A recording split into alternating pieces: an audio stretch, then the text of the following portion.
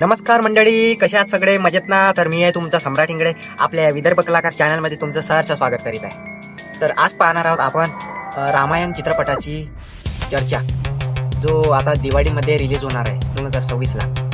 तर त्यावर आपण चर्चा करणार आहोत. चला आपण सुरू करूया. तर मंडळी, रामायण हा विषय तुम्ही पाहिला असेलच.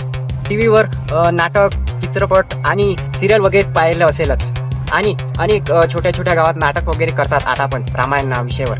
आणि तर रामायण चित्रपटाचे दिग्दर्शक हे नितेश तिवारी करत आहे, ज्यांनी सुपरहिट चित्रपट दिले आहे छिछोरे आणि दंगल. या रामायण चित्रपटाचं दिग्दर्शन करत आहे नितेश तिवारी. आणि याची निर्मिती नमित मल्होत्रा हे करत आहे.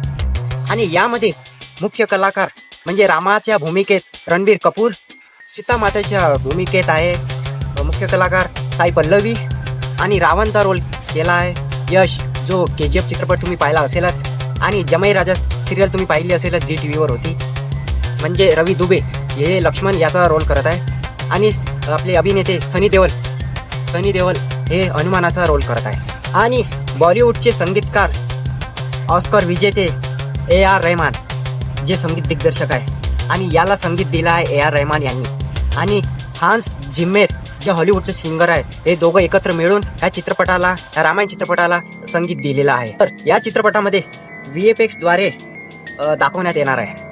ज्या रामायणामध्ये VFX वापरणार आणि ते VFX द्वारे आकार देणार, ते खूप चांगल्या प्रकारे सादरीकरण करेल अशी मला वाटत आहे. आणि रामायण हा चित्रपट खूप चांगल्या प्रकारे होणार आहे. आणि याचे 2 भाग होणार आहे. पहिला पार्ट आता दिवाळीमध्ये 2026 येणार आहे आणि दुसरा भाग 2027ला येणार आहे. 2027ला यामध्ये रावणाचा रोल मुख्य प्रकारे दाखवणार आहे. आणि पहिला पार्ट जो या वर्षी प्रदर्शित होणार आहे 2026ला दिवाळीमध्ये. तर रामाची सुरुवातपासून कथा आहे यामध्ये, लहानपासून तर आणि त्यांचं वनवास वगैरे जे काही आहे ते यामध्ये दाखवण्यात येणार आहे. आणि यामध्ये VFX चांगल्या प्रकारे दाखवण्यात येणार आहे.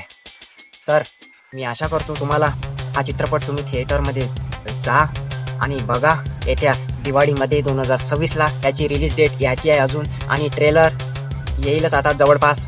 तर मी तुम्हाला अशी आशा करतो हा चित्रपट बघा. मी इथेच थांबतो आपली चर्चा.